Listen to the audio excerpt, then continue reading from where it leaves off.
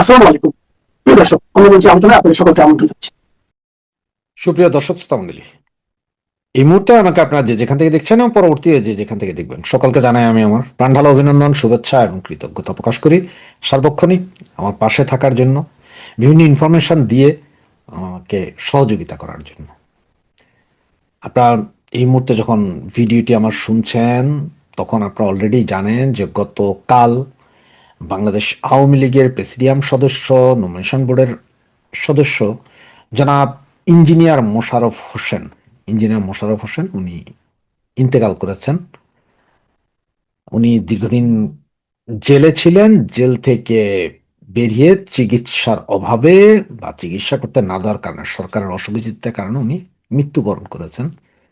ওনার বিদেহী আত্মার প্রতি আমরা মাগফিরাত কামনা করি। ওনার পরিবারকে এই শোক সইবার শক্তি দিক, এবং আসলে বৃহত্তর চট্টগ্রাম বিভাগ, ওনার মৃত্যুর কারণে বৃহত্তর চট্টগ্রাম বিভাগ একজন মুরব্বী হারালেন, বা একজন দলীয় নেতা নয় শুধু, এটা সারা দেশের জন্য বিশাল একটা ক্ষতি।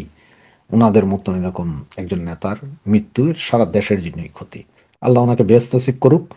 যখন এই ভিডিওটা শুনবেন তখন হয়তো চট্টগ্রাম জামাতে ফালার আপনার যে জানাজা সেটা শেষ হয়ে যাবে, মিরসরাইয়ের উদ্দেশ্যে রওনা হয়ে যাবে ওনার লাশ। ওখানে শেষ জানাজার পরে পারিবারিক কবরস্থানে ওনাকে দাফন করা হবে।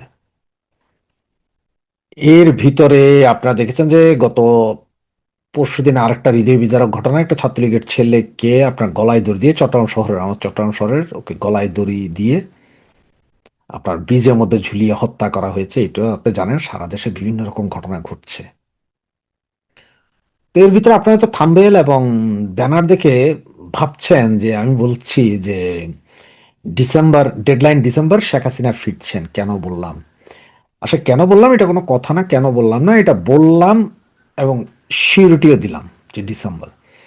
কারণ আমার এর আগেরও দুটা তিনটা ভিডিওতেই আছে যে আমাদের নেত্রী নিজ মুখেই বলেছেন যে আমি 6 মাসের ভেতরে ফিরবো। তো আমরা যদি মে মাসটা চলতি মাস এটা যদি ছেড়ে দিই, June, July, August, September, October, November হচ্ছে যে 6 মাস পূর্ণ হয় ডিসেম্বর। এর ভিতরেই ফিরবেন, 6 মাসের ভেতরে ফিরবেন। এর থেকে 1-2 দিনও এদিক ওদিক হবে না। কেন আমিও বলছি এরকম সিউরিটি?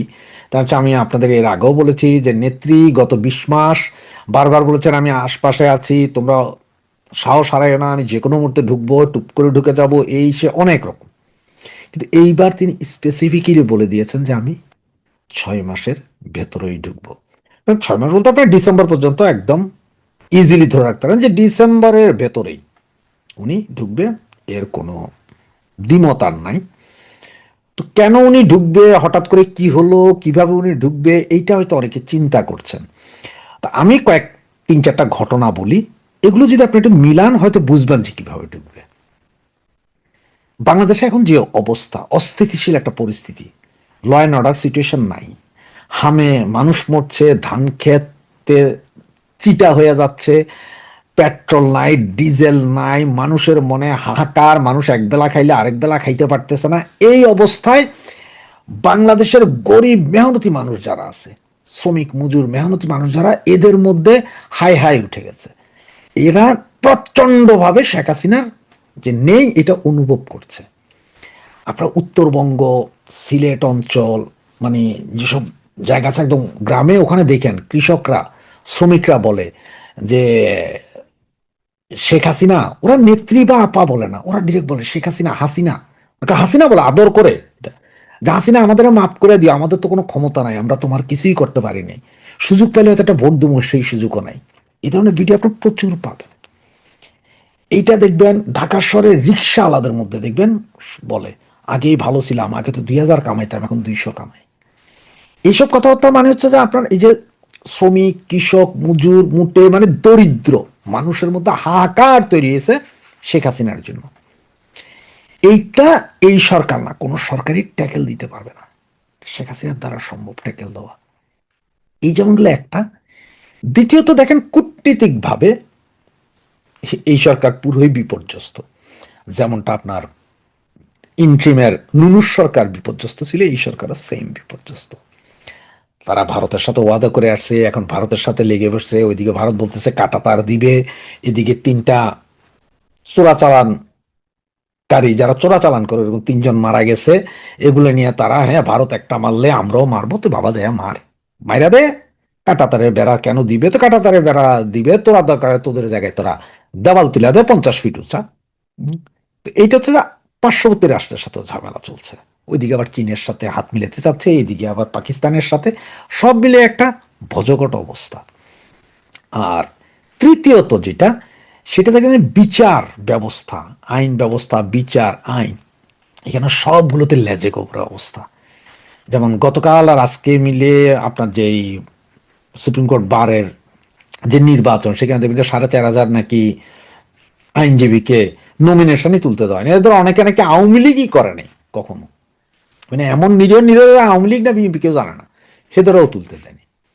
তো এইসব নিয়ে একটা বিশাল গেজনা চলছে। জিও পলিটিক্সের প্রতিনিয়ত আপনার সূত্র চেঞ্জ হচ্ছে। যেমন আপনারা হয়তো গতকালকে দুই একটা নিউজ দেখেছেন কিনা আমি জানি না, সেখানে বলা হচ্ছে যে আমেরিকা অলরেডি পাকিস্তানের একটা ডাবল স্ট্যান্ডার্ড ধরতে পারছে, যেখানে পাকিস্তান ইরানের এই, আমেরিকার হয়ে ইরানের সাথে চুক্তি করানোর চেষ্টা করছে, ইরানের বোঝানোর চেষ্টা করে। সেখানে নাকি যখন আমেরিকা যখন আক্রমণ করে ইরানকে, তখন নাকি ইরানের যে ফাইটার জেটগুলো নাকি পাকিস্তানের একটা এয়ারবেসের মধ্যে সুরক্ষিত ছিল। মানে এদিকে পাকিস্তান আমেরিকার কাছে মারেন, আবার এদের জিনিস নিয়ে ওখানে সুরক্ষা করে। এগুলো ধরা খেয়ে গেছে অলরেডি, স্যাটেলাইট ইমেজ টিমেজ সহ এগুলো ধরা খেয়ে গেছে নূর খান এয়ারবেসের ভেতরে। নূর খান এয়ারবেসের মধ্যে ইরানের বিমান রাখা। তো এগুলো পাকিস্তানের সাথে আবার বাংলাদেশ এই সন্ত্রাস বিরোধী, তারপরে কি বর্ডারের চোরাচালান, হেদের লোক বর্ডার নাই, তো এগুলো নিয়ে বহু চুক্তি মুক্তি করছে। তো চতুর্দিকে লেজে গোবরে। আর এই লেজে গোবরের অবস্থায় যদি এখন যে অবস্থা, তাতে বাংলাদেশে আপামর জনসাধারণই চাইতেছে যে শেখ হাসিনা আসুক। আর এইটা আগামী 1, 1.5, 2 মাসের ভিতরে স্ফুলিঙ্গের মতন হয়ে যাবে। আবার অনেক ইউটিউবার বা অনেক পত্রিকাওয়ালা বা বলতে পারে যে হ্যাঁ আমেরিকার সাথে মার্কো রুবিও আসবে, ডোনাল্ড ট্রাম্পের সাথে শেখ হাসিনার দেখা হয়ে যাচ্ছে, টেলিফোনে কথা হয়ে গেছে, উনি আসতেছেন। এগুলো হচ্ছে যে সব বাকওয়াস কথাবার্তা। বাংলাদেশ আওয়ামী লীগ 1996 সালে ক্ষমতায় এসেছিলেন জনগণের ভোটে, জনগণের জোরে। 2008-এও জনগণের ভোটে এসেছিলেন। এবারও শেখ হাসিনা আবার এদেশের মাটিতে পা রাখবেন, সেটা জনগণের ভোট। মানে বাংলাদেশ আওয়ামী লীগের জনগণ, আপামর জনগণ, আপামর আপামর জনগণের ভালোবাসায় ওনাকে দেশে আসতে বাধ্য করবে জনগণ। মানে জনগণই বলবে যে আপনি ফেরত আসুন, আপনি ছাড়া আমরা চলবো না। বাধ্য করবো বলতে আমি ওটা বলছি যে ওদের ভালোবাসায় বাধ্য হবেন নেত্রী আবার দেশে ফিরে আসতে। আর সেটা নেত্রীও জানেন। এবং সেটা আপনারা এই যে আমি যে 3টা কারণ বললাম, এগুলো যদি একটু মিলান তাহলে দেখবেন। কারণ হতদরিদ্র মানুষ যখন খাইতে পায় না তখন মুষ্টিবদ্ধ হয়, আর এই মুষ্টিবদ্ধ যখন হয় তখনই আন্দোলন গড়ে ওঠে। এবং এই জিনিসটাই গড়ে উঠবে আগামী 2-3 মাসের ভেতরে। চোখ কান খোলা রাখেন। আর আমাদের কাজ কি? আমাদের কাজ এখন বেশি বেশি দেশের ভেতরে যে অরাজকতা চলছে এটাকে বেশি বেশি তুলে ধরা। সোশ্যাল মিডিয়ায় তুলে ধরতে পারেন, গ্রামে গঞ্জে গিয়ে তুলে ধরতে পারেন। এই যে আমার ছাত্রলীগের ভাইয়েরা এখন যে যে ধান কেটে দিচ্ছে, সেখানে যে কথাবার্তা বলেন, গ্রামের বিভিন্ন বাজারে যান আপনারা, 2-1টা চা খাইতে খাইতে, 2-1জনের চা খাওয়াইতে খাওয়াইতে এই কাহিনীগুলো তুলে ধরেন, মানুষের মাথায় কিন্তু ঢুকে যাবে আগেই ভালো ছিল। এবার একটু সাবধান থাকতে হবে যে কিছু কিছু ইউটিউবার আবার শুরু করছে কি জানেন, ইউটিউবার না শুধু বিভিন্ন মিডিয়া শুরু করছে ডাক্তার ইউনূসকে পরিষ্কার করার একটা ব্যবস্থা করতে। কেমন দেখেন, ওরা কি বলে যে ডিপ স্টেটের খেলা চলতেছে সারা বাংলাদেশে। হ্যাঁ, ডিপ স্টেট শেখ হাসিনাকে নামাইছে, ঠিক আছে, শেখ হাসিনা সরকার গভর্নমেন্টকে ফেলে দিচ্ছে। তারপরে ডিপ স্টেট ইউনূসকে আনছে, এ পর্যন্ত ঠিক আছে। ডিপ স্টেট আওয়ামী গভর্নমেন্ট ফেলছে, ডিপ স্টেট ইউনূসকে আনছে, এই পর্যন্ত ঠিক আছে। এরপরে কি আসে যে ডিপ স্টেট যখন দেখলো যে ইউনূসকে দিয়ে কাজ হচ্ছে না, তখন ডিপ স্টেট ইউনূসকে সরাই দিয়া তারেককে বসাইছে। আসলে মূল কাহিনী ওখানে না। তার মানে এরা ওই যে ডিপ স্টেট ইউনূসে দিয়ে কিছু হচ্ছে না, ইউনূসে না, ডিপ স্টেট আমেরিকা ইউনূসে দিয়ে যা যা পাওয়ার, যা যা করার সব করাই নিছে অলরেডি। দেশ বিরোধী চুক্তি থেকে শুরু সব করাই নিয়ে ইউনূসে নিয়ে গেছে। এটা হচ্ছে এখন মানে এমন একটা ভাব দেখানো হচ্ছে যে ইউনূস সাহেবের আমলে বাংলাদেশের ডিপি স্ট্যাটাস কিছুই করতে পারেন, উনি দেশের পক্ষেই ছিলেন। এই যে দেশ বিরোধী চুক্তি মুক্তির কিছুই ওনার দ্বারা করানো হয়নি। এটা হচ্ছে ইউনূস ব্যাপার পরিষ্কার করার চেষ্টা করছে কিছু কিছু ইউটিউবার, কিছু কিছু পত্রিকা, কিছু কিছু বুদ্ধি বেশ্যা। এরা চোখ কান খোলা রাখেন, ডিপ স্টেটের খেলা এখনো চলছে। তবে হ্যাঁ, নেত্রী যে বলছে 6 মাসের ভিতরে আসবে, তার মানে ডিসেম্বরের ভিতরে আসবে, এবং সেটা হচ্ছে জনগণের চাপে, বাংলাদেশের আপামর জনগণের ভালোবাসার চাপেই নেত্রী আসবেন। এবং সেটা উনি যেহেতু বলেছেন যে 6 মাস, 6 মাসই হবে, 6 মাস থেকে 6 দিন 6 সেকেন্ডও বেশি হবে না। এই 6 মাসের ভেতরে দেখবেন ঢাকা এয়ারপোর্টে নামবে, এবং আমরা সবাই সচক্ষে দেখব সেদিন ঢাকা শহর মানুষের বন্যায়, গরিব মানুষের বন্যায়, মেহনতি মানুষের বন্যায় ভেসে যাবে। সেদিন দেখবেন লাঠি বৈঠা আনবে না, মানুষ লাঙ্গল নিয়ে ছুটে আসবে, মানুষ ঘরের থালা বাটি নিয়ে ছুটে আসবে শেখ হাসিনাকে রিসিভ করতে। এটাই হবে। জয় বাংলা, জয় বঙ্গবন্ধু।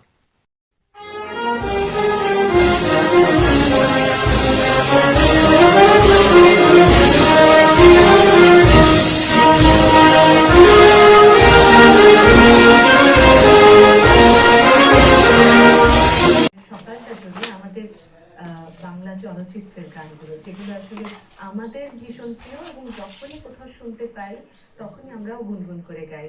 সেই গানগুলো আমাদেরকে শোনাচ্ছেন তানজিনা করিম, স্বরজিৎ আপু, এবং মিষ্টি করে গাইছেন। মনটা ভালো হয়ে যাচ্ছে একটু একটু করে। এবারে কোনটি শুনবো?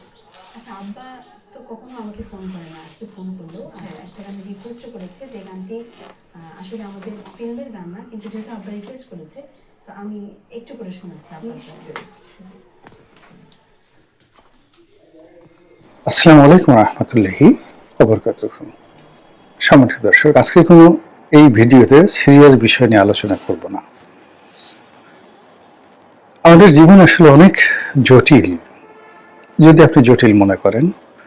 আবার জীবনকে যদি আপনি খুব সহজ মনে করেন, তাহলে সেটা সহজ হতে পারে। বহু সমস্যা আসবে, বিরাট বিরাট সমস্যা আসবে। এটিকে আপনি যদি উপভোগ করতে চান, তাহলে সেই বুদ্ধি আল্লাহ আপনাকে দিয়েছে। আবার সেই সমস্যাগুলো নিয়ে যদি আপনি খুব কান্নাকাটি করতে চান, সেই সমস্যাগুলোর মধ্যে ডুবে যেতে চান, সমস্যার কারণে মরতে চান, আত্মহত্যা করতে চান, তাও করতে পারবেন। আমি নিজে সারাটা জীবনকে খুব সহজভাবে নিয়েছি। যা কিছু এসেছে, অনেক বড় বড় জিনিস এসেছে, কখনো আবেগে উচ্ছ্বসিত হইনি। আবার সমস্যা এসেছে, প্রথমে চিন্তা করেছি সমস্যাটা কেন এলো, আমার কি দোষ। তো যখন দেখলাম যে আমার দোষ, তখন এখানে সমস্যাটা আসবেই। আমি যেহেতু অন্যায় করেছি, এটা নিয়ে দুঃখ পাওয়ার কি আছে। আগামীতে এই ধরনের সমস্যা যেন না হয়, সতর্ক হতে হবে। আবার যখন দেখি যে না, আমার কোনো দোষ নেই, এমনি এমনি সমস্যা এসে গেছে, তখন মনে করলাম যে এটা হয়তো আমার জন্য একটা শিক্ষা, প্রকৃতিকে শিক্ষা। যেখানে একটা সমস্যা এলো, যেখানে আমার কিছুই করণীয় নেই, মানে আমি সেই সমস্যাটা সমাধানও করতে পারবো না, আর এই সমস্যাটা নিয়ে যদি আমি কান্নাকাটি করি, মারামারি করি, নিজে মরেও যাই, তবে এই সমস্যার সমাধান হবে না। তখন কি করি? চুপচাপ থাকি, নীরব থাকি, অপেক্ষা করতে থাকি, এবং একটা সময় সমস্যাগুলো চলে যায়। তো ওই যে শৈশব থেকে যখন আমার বোধ বুদ্ধি হলো, এবং অসংখ্য সমস্যা আমার জীবনে এসেছে, অনেক সম্ভাবনা এসেছে, এখন প্রচুর টকশো করি, তারপর এই যে নিজে ভিডিও করি, সামাজিক মাধ্যম, সোশ্যাল মাধ্যম, ফেসবুকে যথেষ্ট সময় দেই। ফেসবুকে যাকে বলা হয় দৈনিক গড়ে 30-32টি এই বিভিন্ন পত্রপত্রিকায় যে সকল ফটো কার্ডগুলো হয়, ওগুলো পড়ি, এবং ওইগুলোর ব্যাপারে আমি যে মন্তব্যগুলো করি, এবং সেইগুলো যেভাবে ফেসবুকে দেই, আমার দুটো সাইট, অর্থাৎ গোলাম মোল্লা রনি নামে যে সাইট রয়েছে, এগুলোতে গড়ে 150 মিলিয়ন লোক 28 দিনে দেখে। 150 মিলিয়ন মানে 15 কোটি বার দেখা হয়।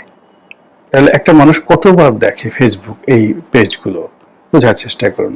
আবার এই যে ইউটিউব করি, এটাও গড়ে অন অ্যাভারেজে ধরেন আমার এই পেজেই, ইউটিউব চ্যানেলে অন অ্যাভারেজে 70 থেকে 80 লাখ লোক গড়ে প্রতি মাসে শুধু আমার এখানে দেখে। তো এর বাইরে অন্যান্য যারা আমার ফটো কার্ড ব্যবহার করেন, আমার এই ভিডিও ব্যবহার করেন, তো তাদের সংখ্যা গুণে শেষ করা যাবে না। আবার টেলিভিশনগুলোতে যে প্রতি মাসে প্রায় 50 থেকে 60টি টকশো করি, ওইগুলো ছোট ছোট ছোট ছোট ক্লিপগুলো যখন ভাইরাল হয়ে যায়, এক একটা ক্লিপ সেই 2 কোটি 2.5 কোটি লোক এইভাবে দেখে। তো এইরকম গত শুক্রবার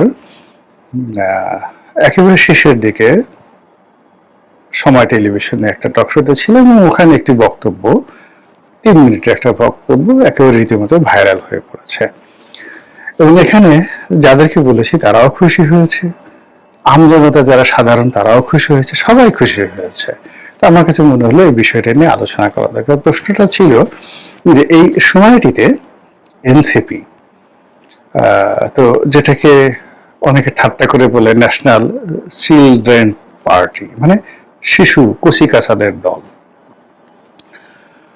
তো এই এনসিপি যারা একসময় সমন্বয়ক ছিলেন, যারা একসময় বিপ্লবী ছিলেন, যারা ইউনিট সরকারের সবচেয়ে দাপটে ক্ষমতাধর লোক ছিলেন এবং গত 18 মাস বলতে গেলে তারাই দেশটিকে চালিয়েছেন। তো এই সংসদে তাদের অংশগ্রহণ খুব অল্প, 6 জন বা 7 জন তাদের প্রতিনিধি আছে। তারপর জামাতের সঙ্গে তাদের এলাই হওয়ার পর সবাই ধারণা করেছিল যে এরা শেষ হয়ে যাবে এবং এরা জামাতের বি টিম, সি টিম, এরা সবাই আসলে একসময় জামাত করতেন, এই ধরনের অভাব অভিযোগ কথাবার্তা বলা হচ্ছিল। তো ওই বিষয়টা নিয়ে আমাকে আসলে যখন প্রশ্ন করা হলো আপনার মন্তব্য কি, আমি বিষয়টা এড়িয়ে যেতে চাইলাম। এড়িয়ে যেতেছিলাম বিভিন্ন কারণে। প্রথম কারণ হলো যে এনসিপিতে যারা আছেন তারা সবাই বয়সে আমার সন্তানের চাইতেও 4-5 বছরের ছোট, আমার বড় ছেলের চেয়ে 4-5 বছরের ছোট। আর আমি বিয়ে করেছি 86 সনে, 1986-এ। তো সেটা যদি হতো তাহলে যাকে বলা হয় আমার যদি 87 সনে সন্তান হতো তাহলে তো মানে ওরা আসলে আমার নাতির বয়সী হয়ে যেত বলতে গেলে অনেকে। এনিওয়ে, তো এই কারণে আমি তাদের প্রতি স্নেহশীল। যাদের প্রতি আপনি স্নেহশীল থাকবেন তাদের সবকিছুই আপনি ওইভাবে মূল্যায়ন করবেন। দ্বিতীয়ত হলো যে আমি আসলে কৃতজ্ঞ, তাদের প্রতি কৃতজ্ঞ। এর কারণ হলো আমি একসময় আওয়ামী লীগ করতাম। আওয়ামী লীগের জমানাতে যখন আমি সংসদ সদস্য ছিলাম তখন আমাকে জেলে যেতে হয়েছে। তো বুঝতে পারেন ব্যাপারটা, যে এমপি হিসেবে আওয়ামী লীগ জমানাতে একমাত্র এমপি আমি তখন জেলে গিয়েছি। কোনো দুর্নীতি নাই, কোনো অনিয়ম নাই, কিছু নাই। সেটা হলো সালমান এফ রহমানের সাংবাদিক, ইন্ডিপেন্ডেন্ট টেলিভিশন সাংবাদিক, তাদেরকে পিটিয়েছি এবং তাদেরকে মারার চেষ্টা করেছি, এই হলো অভিযোগ। এনিওয়ে, জেল ঠেল খেটে আসার পরে চুপচাপ থাকলাম, কিন্তু আওয়ামী লীগ আমাকে আসলে স্বস্তিতে থাকতে দেয়নি। টেলিভিশন করেছি, টকশো করেছি, কিন্তু আমার অভাব যেন কেউ বুঝতে না পারে, কষ্ট না পারতে পারে, কিন্তু হৃদয়ের যে রক্তক্ষরণ, আতঙ্ক আমাকে তাড়া করেছে। এরপর যখন আমি 2019 সনে 18 সন নির্বাচনে বিএনপি থেকে ইলেকশন করলাম, এরপরে আমার উপর যে জুলুম অত্যাচার এলো, অর্থনৈতিক, সামাজিক, মানসিক, আমাকে রীতিমতো আলু ভর্তা বানিয়ে ফেলেছে। তা আমি ওইগুলো এনজয় করেছি, সবগুলো মোকাবেলা করেছি এবং এখনো করে যাচ্ছি। নিজের অভাবের কথা কখনো বলতে পারি না।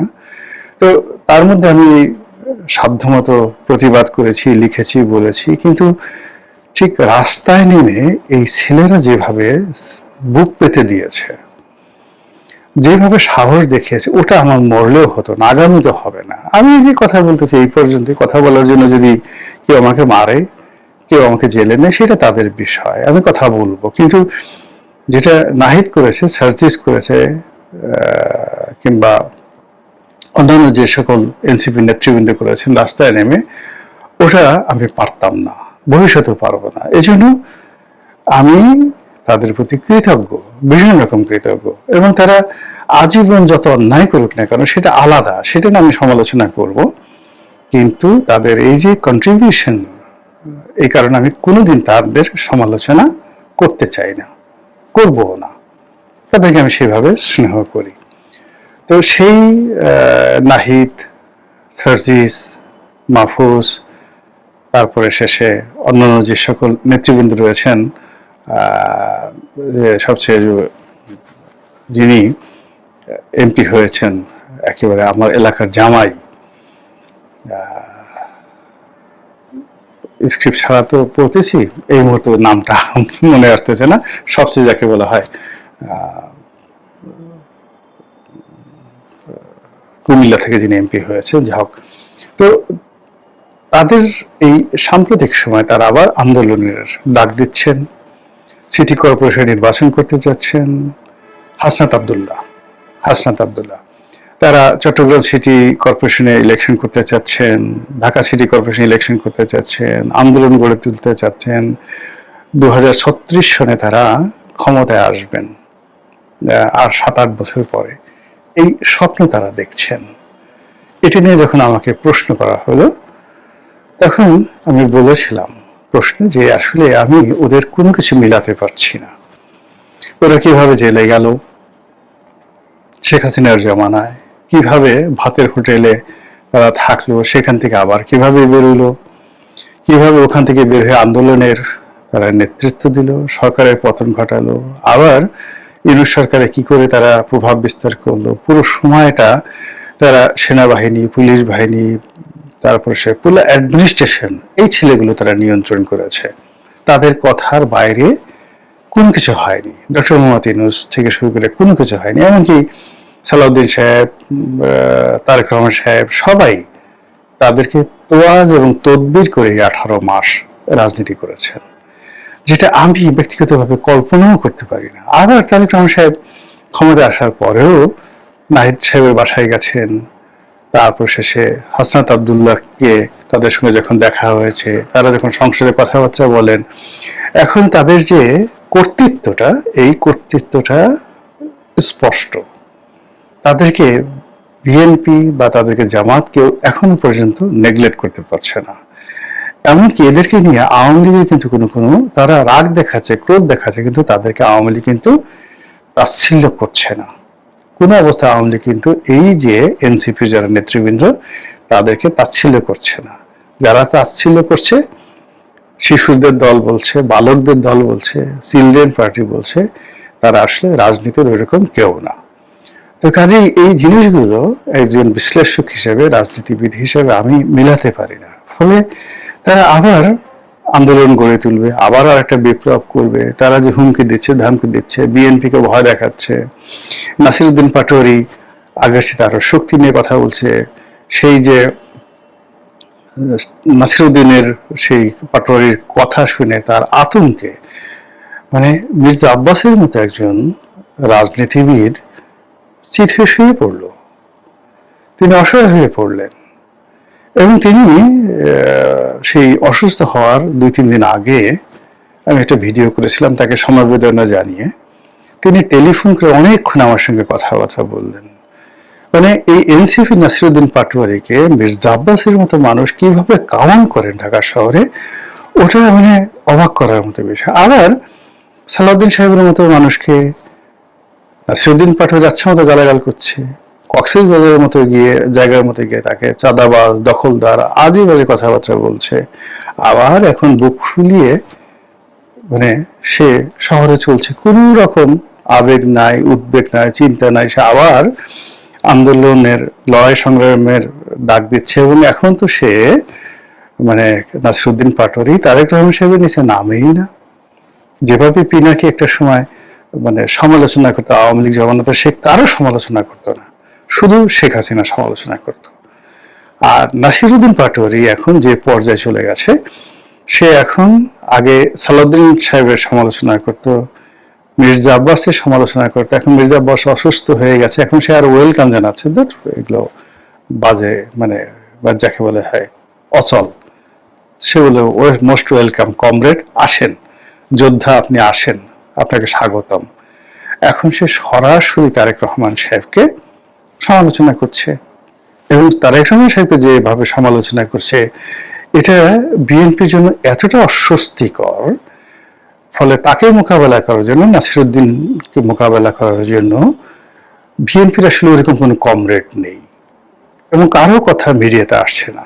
বিএনপির একমাত্র নয়ন ছাড়া, যুবদল নেতা নয়ন ছাড়া বিএনপির কেউ, এই এনসিপির কোনো নেতা, বিশেষ করে নাসিরউদ্দিন পাটোয়ারি, নাহিদ, সার্জিস, মানে এদের কারো বিরুদ্ধে একটু শব্দ করছে না। এখন বিএনপির কাণ্ডারি হয়ে গেছেন সেই যে গণ অধিকার পরিষদের যে রাশেদ ছিলেন সাধারণ সম্পাদক, বলতে গেলে he is the now father of the মানে বিএনপির ক্রাইসিস ম্যানেজমেন্ট টিম।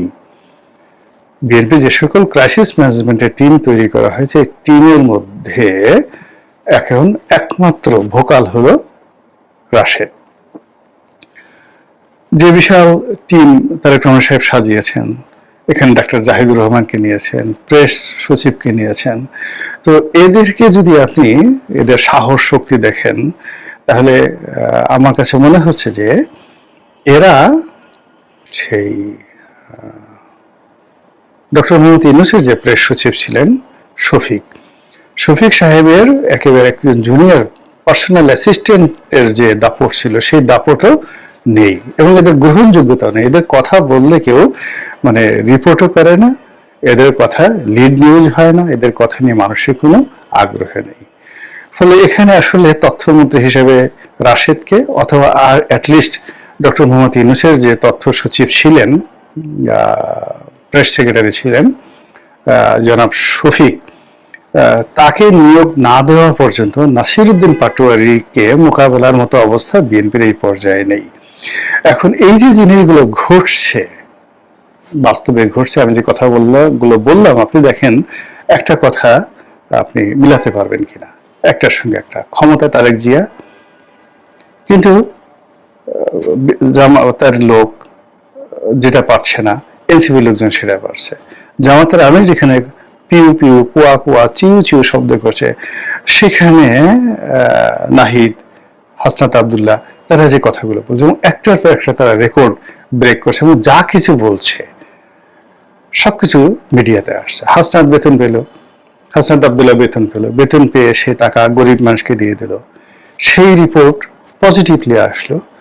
কিন্তু তারেক রহমান সাহেব, সেই যে একজন তরুণ ছেলে, সে যে একটা কার্ট, খেলনা গাড়ি মানে নিয়ে আসলো, তিনি সেটা চালালেন, তারপরে আবার একজন যাকে বলে মানসিক ভারসাম্যহীন লোক একটা গাড়ি বানিয়েছে, সেই গাড়ি সেই ভারসাম্যহীন লোকটা, অটিস্টিক লোকটা চালালো, তারপরে পিছনে প্রধানমন্ত্রী বসে রইলো। এরকম মহৎ কাজগুলো নিয়ে পত্রপত্রিকা এরকম জাস্ট একটা ফটো কার্ড ছেড়ে দিচ্ছে, কিন্তু এটা কোনো প্রশংসা করছে না।